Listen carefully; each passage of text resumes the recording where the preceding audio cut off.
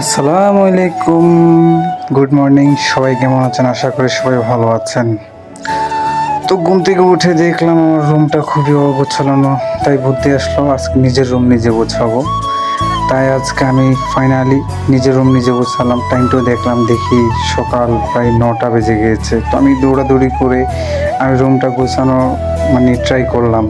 Decision নিয়েছি আজকে আমি রুম গোছাবো, আমার আম্মুকে বলবো না, সমস্ত কাজ আজকে আমি করবো।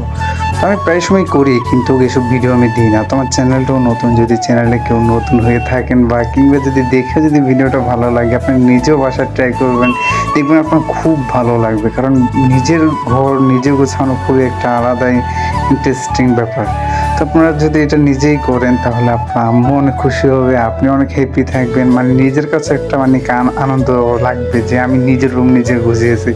তা আমিও ঠিক তেমনটাই করলাম, যে নিজের রুম নিজে গোছালে কত ভালো লাগে। তো আমি ঘুম থেকে উঠলাম, উঠে থাই গ্লাসটা একটু সরালাম, পর্দাটা সরালাম, রুমটা সুন্দর করে গুছিয়ে খাতাটা গুছিয়ে রাখলাম। তা আমি দেখলাম যে না, আমার কাছে অনেক ভালো লাগে। আজকের থেকে প্রতিজ্ঞা করছি নিজের রুম নিচে গোছাবো যতদিন বউ না আসা পর্যন্ত। আমি এটা দেখলাম যে আমার এটা একটু পড়ে গেছিলো রাত্রে, দেখলাম পরে একটু কোনায় ভেঙে গেছিলো। তো এটা চিন্তা ভাবনা করলাম এটাকে আর এখানে দেওয়া যাবে না, এটা চেঞ্জ করব, এটাকে এই পাশে দেবো আর ওটাকে ও পাশে দেবো। তো আমি চিন্তা করছি যে আমার কাছে তারও অনেক ওয়ালপেপার ছিল, আমি এগুলো অনেকগুলো কিনে রেখেছি, কারণ এগুলো মাঝে মধ্যে ভেঙে পড়ে যায়, ছোটো পড়ে যায়। তো আমি এটা লাগিয়ে রাখলাম, বাসার মধ্যে রেখে দিলাম। তো আমি লাগালাম শক্তমুক্ত করে, এটা চেঞ্জ করবো, এটা এখানে আর বসাবো। তাই এটা চেঞ্জ করে এটা এখানে বসিয়ে দিলাম। দেখতেছি না, এটা একটু অনেক শক্ত। এগুলো রাখলাম, যেমন বাসা টাসা দেখতে অনেক খুব সুন্দর লাগে, স্ট্যান্ডার্ড লাগে, দেখতে ভালো লাগে। তো এটা ওই পাশে দিয়ে দিলাম আর এটা এই পাশে দিলাম। যেমন আর দেখতেছি ডাস্টবিনটাও খুব নোংরা হয়ে আছে, এত বাজে হয়ে গেছে। যেমন পান খাই, তো পান খাই পানের যে পিচকিগুলো আছে না, আমি এখানে ফেলি আর কি। তো সুন্দর করে রুমটাও গোছালাম। তো চিন্তা ভাবনা করে নিচে অনেক ময়লা পড়ছে, ঝাড়ু দিয়ে সুন্দর করে রুমটা পরিষ্কার করে ক্লিন করে নিয়ে দেখতেছি নিচে অনেক ময়লা হয়ে আছে, তার জন্য সুন্দর করে গোছালাম। আম্মুকে বললাম, আম্মু এটা নিয়ে যাও তো। আম্মু নিয়ে গেল। তারপরে আম্মু আবার নতুন করে আরেকটা দিল ডাস্টবিন, এটা পরিষ্কার করে এটা আম্মু আমাকে আরেকটা দিচ্ছে।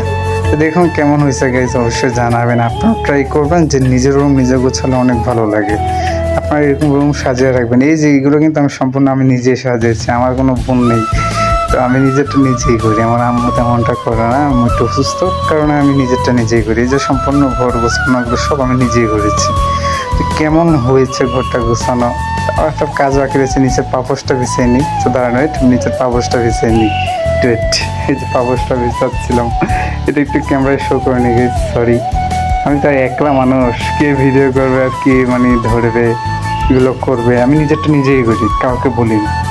তো গাইস, আমার চ্যানেলটা কিন্তু নতুন, অবশ্যই কেমন হয়েছে ভিডিওটা অবশ্যই জানাবেন। সাবস্ক্রাইব করতে কিন্তু ভুলবেন না, সবাই সাবস্ক্রাইব করে বেল নোটিফিকেশনটা অল করে রাখবেন।